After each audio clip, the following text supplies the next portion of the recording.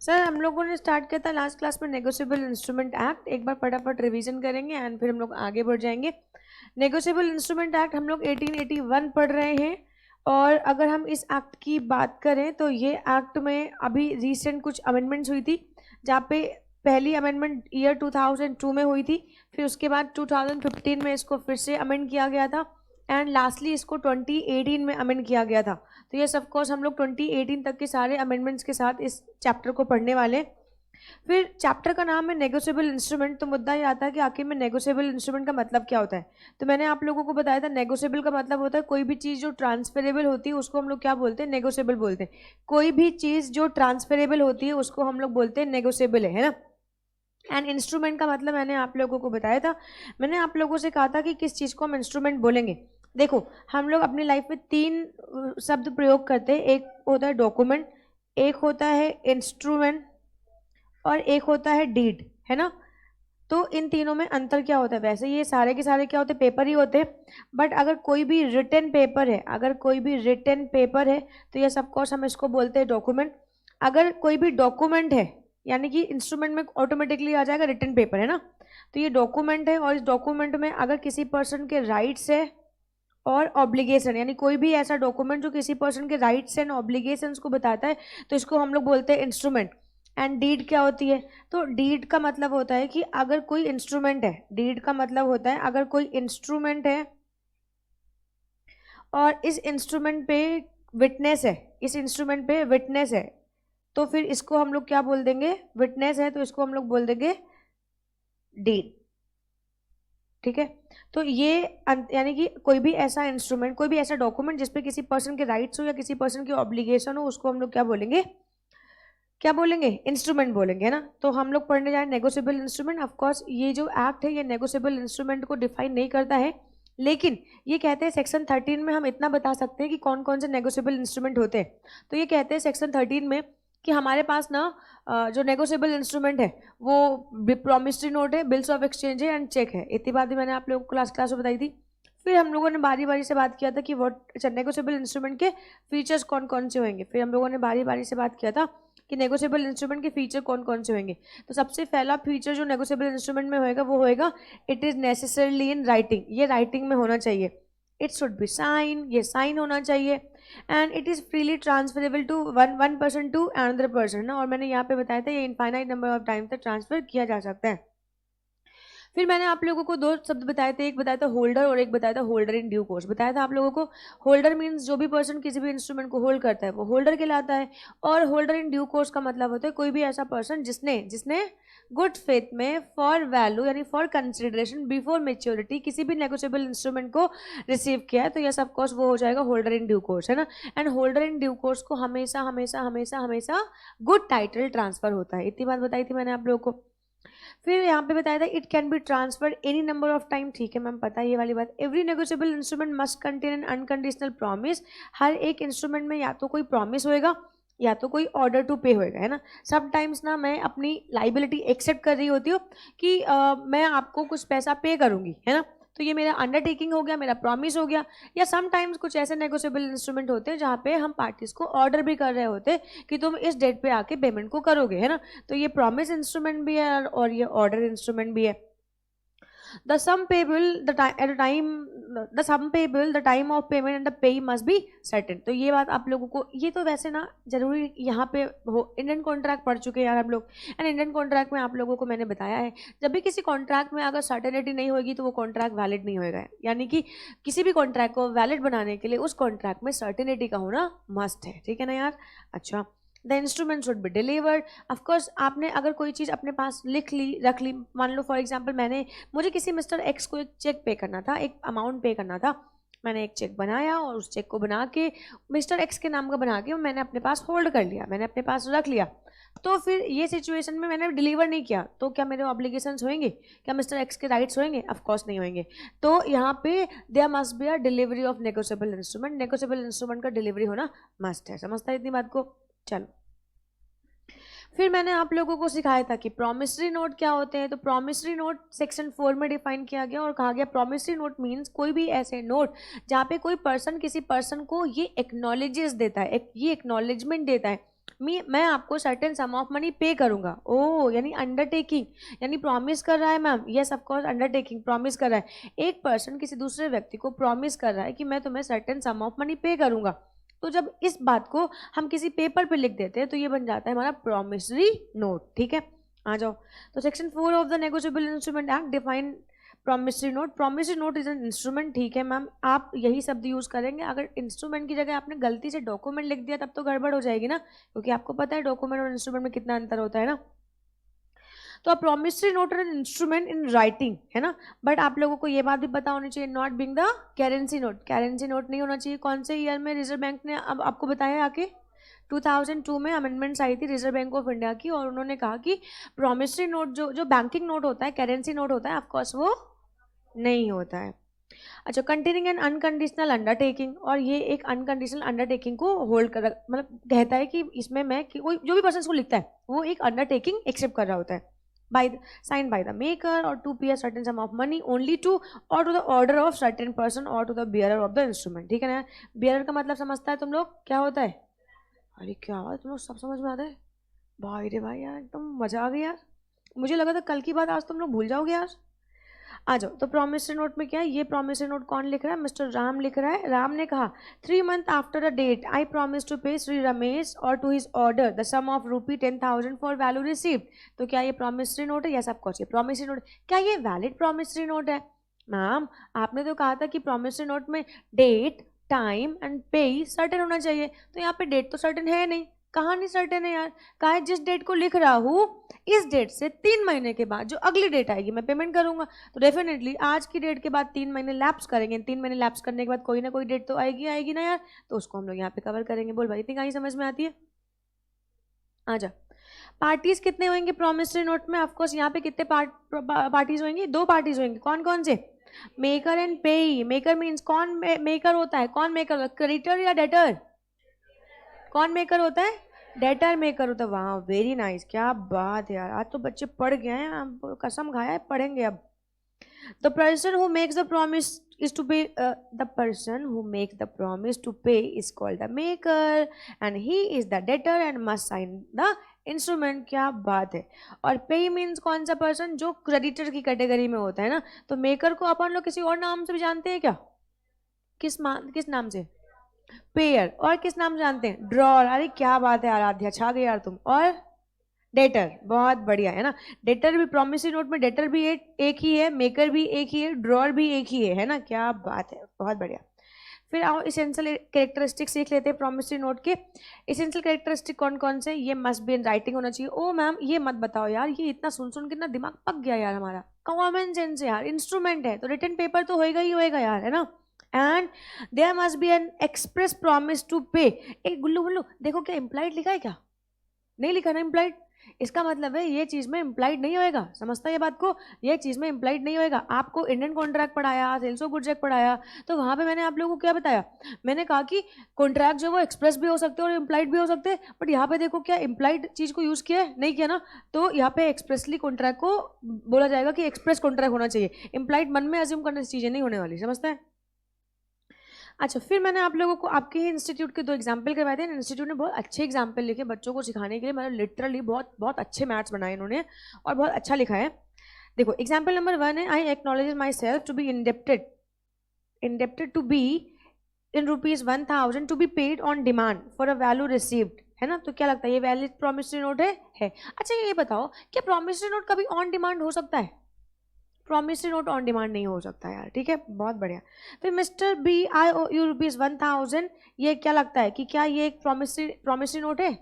अच्छा ये promissory note है क्यों नहीं? जब यहाँ पे एक पर्सन एक्नॉलेजमेंट तो दे रहा है कि मैंने तुमसे इतना पैसा लिया है, तो ये डेट का एक्नॉलेजमेंट है बट प्रॉमिस टू पे नहीं है। जबकि प्रॉमिसरी नोट में क्या होता है? प्रॉमिस टू पे होता है। वेरी नाइस, क्या बात है, मजा आ गई। अच्छा, the promise to pay should be a definite and unconditional. Oh ma'am ये तो हमें पता है, यानी कि हमारा जो प्रॉमिसरी नोट है ना वो किसी इवेंट के हैपनिंग पे भी हो सकता है और नॉन हैपनिंग पे भी हो सकता है। बट वो जो इवेंट है वो हैपनिंग होना चाहिए, श्योर एंड शॉर्ट होना चाहिए, है ना। अदरवाइज हमारे जो प्रॉमिसरी नोट है वो देखो अभी आपने पहले ही कैरेक्टरिस्टिक में पढ़ा था कि जो हमारे जो इंस्ट्रूमेंट होते हैं वो कंडीशनल नहीं होते, हमेशा अनकंडीशनल होते वो, है ना। बट प्रॉमिसरी नोट में कोई कंडीशन है, उस कंडीशन पे हम आपको पेमेंट करेंगे और वो कंडीशन सर्टेन है, वो कंडीशन डेफिनेट है, तो ये सबको वो वैलिड प्रॉमिसरी नोट होएगा। बट अगर कोई कंडीशन है वो डेफिनेट नहीं है, श्योर नहीं है कि होएगी या नहीं होएगी, तो फिर वो वैलिड प्रॉमिसरी नोट नहीं होएगा। समझते हैं इस बात को। तो the promise to pay should B definite and unconditional. Okay ma'am. देखो, therefore instrument payable on performance of non-performance of a particular act or the happening or non-happening of an event are not promissory note, but however the promise to pay may be subject to a condition which according to the ordinary experiences of mankind is bound to happen। तो फिर ये क्या हो जाएगा, valid promissory note हो जाएगा। आप समझ पा रहे हो इस बात को क्या कह रहे हैं। जैसे अगर तुम आज समंदर में, मिस्टर एक्स से मैंने कहा, मिस्टर एक्स अगर आज तुम समंदर में जाओगे और मछलियां पकड़ के लेके आओगे तो मैं तुम्हें 500 रुपए दूंगी। अब समंदर में जाना और मछलियां पकड़ के लेके आना क्या ये डेफिनेट है? नहीं डेफिनेट है यार, तूफान आ गया तो नहीं जा पाओगे, नहीं कर पाओगे ना, समझते। तुम पता चल वहां पहुंचे नहीं। बट मिस्टर अगर तुम मर जाओगे तो तुम्हारे घर वालों को मैं इतना पैसा पे करूंगी। मरना डेफिनेट है, श्योर एंड शॉर्ट मरना डेफिनेट है, आज नहीं तो कल मरना है सबको। तो इसका मतलब ये है कि ये एक डेफिनेट इवेंट है। ये भी तो मैंने कहा मिस्टर एक्स मैं तुम्हें पे करूंगी 10,000 रुपीज, अगर तुम मर गए तो तुम्हारी डेथ पे। तो इसका मतलब ये है कि भाई मिस्टर एक्स का डेथ मैंडेटरी है, जाएगा ही जाएगा, तो मैं इसको 10,000 रुपए पे करेगी। समझता है। तो ये एक इवेंट पे डिपेंडेंट है कॉन्ट्रैक्ट मेरा। ये एक पे जो है मेरा, जो मैं अमाउंट पे करने की बात कर रही हूँ, ये अमाउंट एक इवेंट पे डिपेंडेंट है और वो इवेंट मस्ट एंड मस्ट होएगा ही होएगा। तो इसका मतलब है ये एक वैलिड प्रॉमिसरी नोट है। बट समंदर में जाएगा, मछलियां पकड़ के लाएगा, तब 500 रुपए दूंगी, तो ये डेफिनेट नहीं है और ये वैलिड प्रॉमिसरी नोट नहीं बनेगा। समझते हैं इस बात को। फिर वही सेम बहुत अच्छे अच्छे एग्जाम्पल्स लिखे थे यहाँ पे। I promise to pay B rupees 500 7 days after my marriage with C। क्या लगता है ये वैलिड प्रॉमिसरी नोट होएगा? जरूरी शादी हो सी के साथ होएगी? नहीं पता, शादी के दिन सी मर गया तो कांड हो गया, पागल हो गया कांड हो गया, चला गया साधु बनने के लिए केदारनाथ, तो हो गया ना कांड। Promise to pay B rupees 500 on D's death, क्या ये वैलिड प्रॉमिसरी नोट है? यस, ये वैलिड प्रॉमिसरी नोट है। आई promise to pay B rupees 500 on death provided B leaves me enough pay to pay that sum। मतलब मैं कहता हूँ कि अगर डी मर जाएगा तो मैं तेरे को बहुत सारा पैसा देगी, लेकिन शर्त ये है डी मेरे लिए बहुत सारा पैसा छोड़ के जाए। क्या ये वैलिड प्रॉमिसरी नोट है? ऑफ कोर्स ये वैलिड प्रॉमिसरी नोट नहीं है, क्योंकि डी छोड़ के जाएगा पैसा या नहीं जाएगा, हु नोज। समझते हैं। अच्छा, a promissory note must sign by the maker. Maker maker maker maker debtor है, क्रेडिटर है, डेटर है, अच्छा डेटर है, ओ डेटर है। Promise to pay money only. मैं तेरे को ना, मान लो फॉर एग्जांपल मैंने इस औरत से ना 5,000 रुपये उधार लिए, मैंने आई प्रॉमिस टू पे दिस, मतलब आई प्रॉमिस कि मैं तुम्हें ये फोन डिलीवर करेगी। क्या ये प्रॉमिस नोट बनेगा?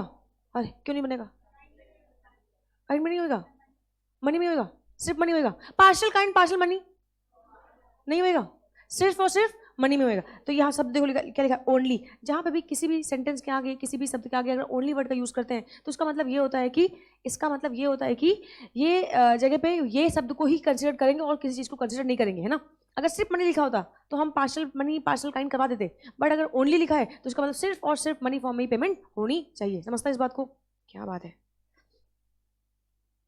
फिर यहाँ पे I promise to pay B rupees 500 and to deliver to him my black horse on 1 January next.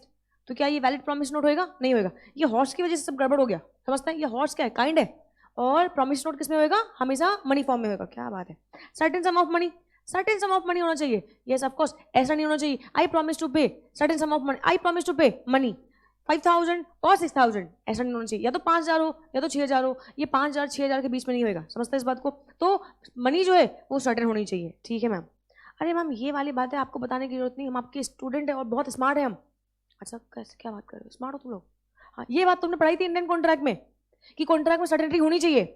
और आपने वो पहला एग्जाम्पल, पहली क्लास का पहला एग्जाम्पल दिया था ना कि मैं आपने एक पर्सन से पूछा था कि will you purchase my car, तो आप मैंने उसमें कहा था अमाउंट भी डालो और अमाउंट सर्टेन डालो। याद आ रहा है? वो पहला एग्जाम्पल पहली क्लास का। तो सर्टेनिटी का कॉन्सेप्ट तो पहली क्लास में बता चुकी हूँ मैं आप लोगों को कि हर एक कॉन्ट्रैक्ट में पर्सन, अमाउंट, गुड्स, ये क्या होनी चाहिए? सर्टेन होनी चाहिए। अगर ये सर्टेन नहीं होंगे तो वैलिड कॉन्ट्रैक्ट नहीं बनेगा। समझते हैं इस बात को? अच्छा यहाँ पे देखो, but some time the language of the promissory note is thus that the amount payable can easily be ascertain. अच्छा मान लो फॉर एग्जाम्पल मैंने कहा कि I promise to pay certain sum of money, but amount ना exactly amount calculate करके नहीं लिखा, तो क्या ये एक वैलिड प्रॉमिसरी नोट होएगा? मैम अगर ये असर्टेनेबल है, अगर ये असर्टेनेबल है तो ये वैलिड प्रॉमिसरी नोट होएगा। मैंने कहा मैं तेरे को 5,000 रुपए पे करेगी विद 12% के इंटरेस्ट पे। अब 5,000 पे करेगी, ये तो लिखा हुआ है 12% के इंटरेस्ट पे करेगी, ये तो कैलकुलेट करके नहीं लिखा ना, बट 12% कैलकुलेट कर सकता है क्या तुम? तो क्या ये अमाउंट असर्टेनेबल है? अगर असर्टेनेबल है तो ये क्या बन जाएगा? वैलिड प्रॉमिसरी नोट बन जाएगा। समझता है इस बात को? क्या बात है, बहुत बढ़िया भाई, आज तुम लोग छा गए यार। अच्छा ये देखो example, I promise to pay B ₹500 along with simple interest at a rate of 12%। तो सिंपल इंटरेस्ट भी तुम्हें आता है, फॉर्मूला आता है सिंपल इंटरेस्ट का, क्या फॉर्मूला होता है? और 12% तुम कंप्यूट कर लेगा। समझता है? क्या बात है। द मेकर एंड पे must be certain, definite and different percent. अरे यार अब आगे बढ़ जाओ यार, सुनो यार। द मेकर पे must be a certain definite percent. यार एक ही पर्सन के खुद के राइट्स और खुद के ऑब्लिगेशन कैसे हो सकते हैं? मैंने अपने एक जेब से पैसा निकाला और दूसरी जेब में डाल दिया, सेम पर्सन मेकर और पे नहीं हो सकते। समझता है? तो यहाँ पे एटलीस्ट 2 पार्टीज का होना मस्ट है। 2 पार्टीज होंगे, एक होएगा ड्रॉर, दूसरा होएगा ड्रॉई, एक होएगा मेकर, दूसरा होएगा पे। समझता है इस बात को? आ गया स्टैंपिंग, तो देयर मस्ट बी स्टैंपिंग। आपका जो प्रॉमिसरी नोट है वो क्या होना चाहिए? स्टैम्प्ड होना चाहिए। आपका जो प्रॉमिसरी नोट है वो क्या होना चाहिए? स्टैम्प्ड होना चाहिए। ए सर पे हाथ खड़ा। हाँ, bills of exchange. Bills of exchange की बात करते हैं यार, मैंने आप लोगों को बताया था। देखो ये हमने क्या, हम पढ़ रहे हैं कमर्शियल लॉ। कमर्शियल लॉ यानी कि हमारे जो कमर्शियल ट्रांजेक्शन है ये बेसिकली इनको फैसिलिटेट करने के लिए बनाया गया है। ये जो हम लोग पढ़ रहे हैं ये कमर्शियल लॉ पढ़ रहे हैं, और ये जो कमर्शियल लॉ है ये बेसिकली हमारे कमर्शियल ट्रांजेक्शन को फैसिलिटेट करने के लिए बनाया गया। तो मैंने बिल्स ऑफ एक्सचेंज में कल आपको एक एग्जांपल दिया था, मैंने आपको बताया था कि बिल्स ऑफ एक्सचेंज क्या होते हैं।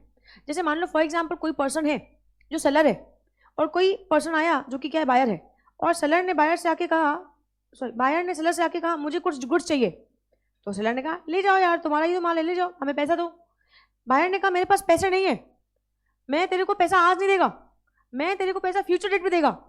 तो सेलर को डर लगेगा ना कि आएगा या नहीं आएगा। तो सेलर क्या करता है, पेमेंट को इंश्योर करवाने के लिए एक बिल लिखता है, और इस बिल पे लिखता है कि मैं तुम्हें ऑर्डर देता हूं कि तुम इस डेट पे आके मुझे पेमेंट करोगे। और फिर इस बायर से क्या करवाता है, इस पे साइन करवा लेता है, और फिर ये क्या बन जाता है, एक बिल बन जाता है। बिल किसके बदले में जाता है? बिल किसके बदले में? एक्सचेंज के बदले में। क्या एक्सचेंज हो रहा है? मतलब हम तुम्हें गुड्स देंगे, तुम हमें बिल दोगे। आई बात समझ में? हम तुम्हें गुड्स देंगे, तुम हमें बिल दोगे। समझता है ये बात समझ में? तो ये बिल आ गया सेलर के पास। तो बेसिकली हमारी जो क्रेडिट सेल होती है उन ट्रांजेक्शन को फैसिलिटेट करने के लिए समटाइम्स सेलर क्या करता है, एक बिल बनाता है, और उस बिल पे वो बायर की ऑब्लिगेशंस को लिखता है कि बायर मैं तुम्हें, ठीक है आज मैं तुम्हें क्रेडिट पे माल बेच रहा हूँ, लेकिन कल तुम आके पैसे पे करोगे, इस बात का मैं तुम्हें ऑर्डर दे रहा हूँ। और बायर कहता नहीं पे करूंगा तो फिर मैं तुम्हारे अगेंस्ट कोर्ट जाऊंगा, कोर्ट कचहरी की चक्कर कटवाऊंगा, तुमसे फिर वहां पे पैसे लूंगा। आई बात समझ में? तो इसका मतलब मान लो फॉर एग्जांपल एक मिस्टर सेलर है, एक मिस्टर बायर है। मिस्टर सेलर कैलकुलेटर बेच रहा है, कैलकुलेटर का वैल्यू है 300। कितने कैलकुलेटर बेचे? मिस्टर बी आए हैं 1000 कैलकुलेटर को लेने के लिए, तो टोटल अमाउंट कितना बनता है? 3 लाख। मिस्टर बी कहते हैं देख भाई मेरे पास 1 लाख रुपया है, 1 लाख रुपया तुम अभी ले लो, रिमेनिंग जो 2 लाख रुपीज है मैं ये कैलकुलेटर को बेचेगा और बेच के पैसा कमाएगा, और पैसा कमा के तेरा पैसा मैं तुझको वापस कर देगा। तो मिस्टर सेलर बोलते कितने दिन में? ये बोले 30 डेज में, 30 दिन का टाइम दे दो मेरे को। तो मिस्टर सेलर ने कहा ठीक है मैं तुम्हें ऑर्डर करता हूँ इस आज की डेट से 30 डेज के बाद तुम आओगे और आके मुझे मेरा पेमेंट करोगे, ठीक है चलो साइन करो इस पे, अपने ऑब्लिगेशन को एक्सेप्ट करो। इसने ऑब्लिगेशन एक्सेप्ट कर लिया। ये बिल किसने होल्ड किया? ये बिल किसने होल्ड किया? सेलर ने। और ये जो बिल सेलर ने होल्ड किया है, अब बेटा ये बिल कब प्रेजेंट करेगा? After 30 days. किसके पास प्रेजेंट करेगा? बी के पास, बायर के पास, और बायर इसका पेमेंट करेगा, और नहीं पेमेंट करेगा तो फिर कौन कोर्ट जाएगा? सेलर, और कोर्ट में जाके अपना पैसा वसूल लेगा। आई कहानी समझ में? कितना सिंपल है यार, है ना? अ bill of exchange is an instrument in writing containing N unconditional order. Please note down, यहाँ पे वर्ड यूज करे अब ऑर्डर, और प्रॉमिसरी नोट में क्या वर्ड यूज करे थे? मतलब सिर्फ और सिर्फ एक शब्द से सर ना सर नेचर चेंज हो जाता है। अगर अंडरटेकिंग हो गई तो प्रॉमिसरी नोट बन जाएगा, और अगर ऑर्डर हो गया तो बिल्स ऑफ एक्सचेंज बन जाएगा। क्या बात कर रहा है यार, है ना? सिर्फ एक, मतलब पूरा डेफिनेशन सेम है, पूरा डेफिनेशन सेम है, सिर्फ एक जगह अंडरटेकिंग आएगा तो पीएन बन जाएगा, एक जगह अगर ऑर्डर आएगा तो बिल्स ऑफ एक्सचेंज बन जाएगा। समझती है इस बात को? चलो A bills of exchange is an instrument in writing containing an unconditional order signed by the maker, signed by the maker. यहाँ पे maker कौन है, यहाँ पे maker कौन है, यहाँ पे maker seller है, seller मतलब creditor है, seller मतलब creditor है, यहाँ पे creditor है ना, वहाँ पे debtor था. आप देखो ना seller का नेचर क्या है, seller तो लेनदार है ना, जिसने नोट बनाया है, बिल बनाया है, वो क्या है, यहाँ पे मेकर लेनदार है, अपने को पैसा मांगता है 30 दिन के बाद, तो हम लेनदार हुआ ना, तो क्रेडिटर हुआ. हाँ, इस बात चेंज हुए. Directing a certain person, directing मतलब ऑर्डर करना, directing a certain person to pay a certain sum of money only to or to the order of, मुझे पे करोगे या मेरे ऑर्डर पे किसी और पर्सन को पे करोगे. आई बात समझ में? क्या मैं बिल्स ऑफ एक्सचेंज में ऐसा कर सकती हूँ कि मुझे पे करने के लिए ऑर्डर कर सकती हूँ या किसी मेरे कहने पे किसी और पर्सन को भी मैं ऑर्डर कर सकती हूँ? यस ऑफ कोर्स, बिल्कुल मैं ऑर्डर कर सकती हूँ. समझता है? वो याद है ना तुम लोग चनैया वैसे समैया, कंसिडरेशन में move from promisee or any other person, याद आ रहा है तुम लोग को? Certain person or to the bearer of the instrument. Bearer का मतलब ब्लैंक, मैंने एक ब्लैंक इंस्ट्रूमेंट लिखा और मैं जिसको ट्रांसफर करेगी, जो भी पर्सन डेट पे इसको होल्ड करेगा, ड्यू डेट पे इसको होल्ड करेगा, उसी को पेमेंट करवा देना. समझता है इस बात को? पूरा समझ में आता है? तो नाटक तो नहीं कर रहा तुम लोग? हाँ, एक्टिंग बहुत बढ़िया कर रहा तुम लोग यार. अच्छा, तो यहाँ पे देखो ड्रॉर मिस्टर ए ने लिखा है ना, मिस्टर ए है, ये भोपाल के है. कहते 4 months after date pay to mister B a sum of ₹10,000 for value received. ठीक है, और किसके फेवर में लिखा है? टू मिस्टर सी के फेवर में लिखा है. ठीक है, तो मिस्टर ए ने लिखा है, सी के लिए लिखा है और कहा है पेमेंट किसको करेंगे? बी को करेंगे. कोई दिक्कत की बात नहीं है ना? कंसिडरेशन तुम किसी को भी मूव करा सकता है. समझते हैं इस बात को? पार्टीज, कौन कौन से पार्टीज होंगे? ड्रॉर, ड्रॉर मतलब कौन? Maker, maker maker maker maker maker. The maker of a bill of exchange is called drawer. Drawee, the person directed by the drawer to pay is called the drawee. अबे जॉ कौन सा person होएगा technically account की language में? Debtor. जे कौन सा पर्सन होएगा? अरे क्या बात है यार. Payee, the person named in the instrument, वो पे होएगा. Or to whom or to whose order the money is by the instrument directed to be paid, वो बोलेंगे हम लोग पे. अच्छा, जरूरी हो सकता 2 ही पार्टी हो सकता 2 से ज्यादा भी हो सकती है. समझते हैं इस बात को? 2 ही पार्टी होगी या 2 से ज्यादा भी हो सकती है. क्या बात है, बहुत बढ़िया, क्या बात है. It must be in writing. अरे यार आगे बढ़ो, नहीं थोड़ा पढ़ लिया. It must be in writing, ये क्या होना चाहिए? राइटिंग में. अरे क्या हुआ? It must be in writing. Must contain an express undertaking. ठीक है, must contain an express undertaking. Must contain an express undertaking. Must contain an undertaking. Undertaking. Undertaking. समझता तुम लोग इस बात को? चलो. The order to pay must be definite and unconditional. ये क्या होना चाहिए? डेफिनेट एंड अनकंडीशनल होना चाहिए. अनकंडीशनल, लेकिन कंडीशन हो सकती है, बट अगर वो कंडीशन डेफिनेट है, होएगी तो कंडीशन हो सकती है. The drawer must sign the instrument. बढ़िया बढ़िया बढ़िया.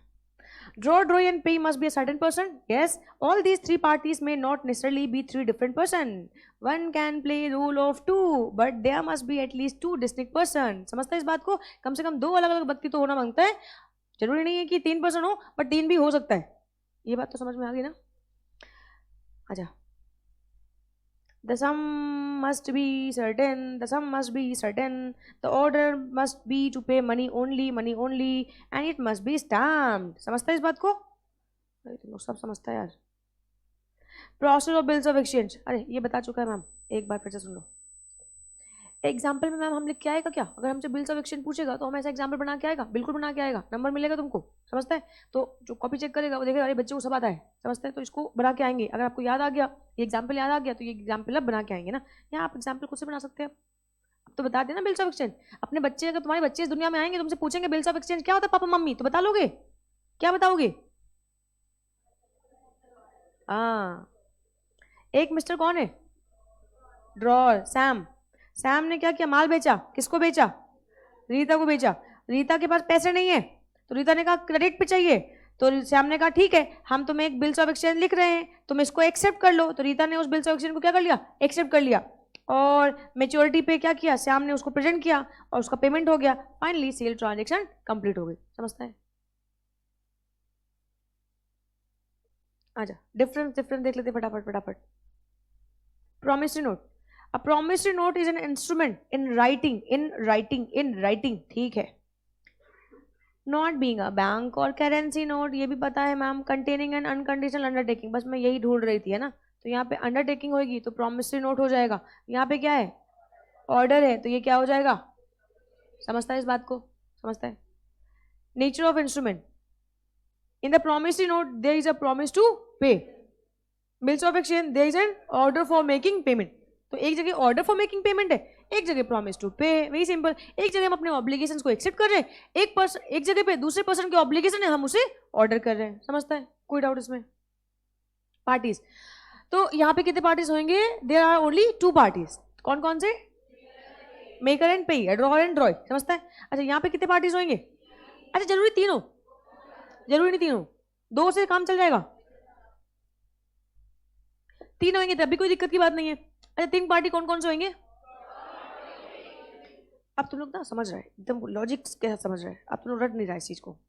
एक्सेप्टेंस, तो यहाँ पे क्या होना चाहिए? एक्सेप्टेंस होनी चाहिए. ये सबको यहाँ पे एक्सेप्टेंस जो लिखता है, जो ड्रॉअर होता है, जो मेकर होता है, वही लिख रहा होता है, वही एक्सेप्टेंस दे रहा होता है. क्या ही promise to pay certain sum of money, है ना? तो जो ड्रॉअर होता है वही एक्सेप्टेंस दे रहा होता है. यहाँ पे एक्सेप्टेंस किसकी होती है? ड्रॉई की होती है. समझता है इस बात को? Payable to bearer, a promissory note can not be made payable to bearer. इस बात को ध्यान में रखना है ना, काम की चीज है यार हमारे लिए. ठीक है, ये बात को भूलना नहीं, ये बात को दिल में उतार के बैठना है ना. जैसे जब कोई तुम्हें उल्टा बोलता है तो उसकी बात दिल को चुभ जाती है ना, तो तुम अपने दिल में रखता है उसको. इस बात को भी दिल पे रखना, ठीक है? चुभ जानी चाहिए कि जो प्रॉमिसरी नोट होता है वो बियरर नहीं होता है. ठीक है ना यार? On the other hand, a bill of exchange can be drawn payable to bearer. ये ब्लैंक हो सकता है, बट ये ब्लैंक नहीं होगा. चुभी नहीं चुभी दिल पे बात? चुभ गई? चला. चेक भी क्या होता है? Kind of bill of exchange. Cheque भी क्या होता है? Kind of bill of exchange, है ना? सेक्शन 6 डील करता है इसमें. अच्छा, ये हमेशा किस पे लिखते हैं? Specified banker. तो ड्रॉअर तो कोई भी हो सकता है, ड्रॉई कौन होगा? ड्रॉअर तो कोई भी, ड्रॉई कौन होगा? पक्का श्योर? अरे हम तुम पे नहीं लिख सकते हैं, ड्रॉई तुम भी तो हो सकता है.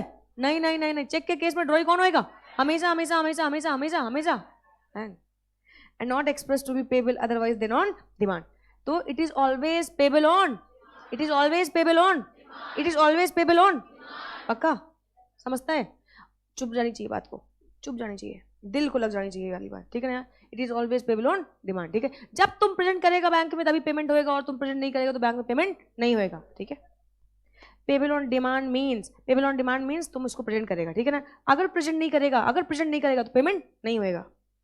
एक्सप्लेनेशन, आगे बढ़ो. कहाँ गया? पार्टीज. कितने पार्टीज होते हैं? ड्रॉअर मतलब मेकर, जो बनाता है. ड्रॉई मतलब बैंकर. पे, जरूरी है कि पे अलग बंदा हो? जो मेकर है वो पे नहीं हो सकता है? जो मेकर है वो पे हो सकता है?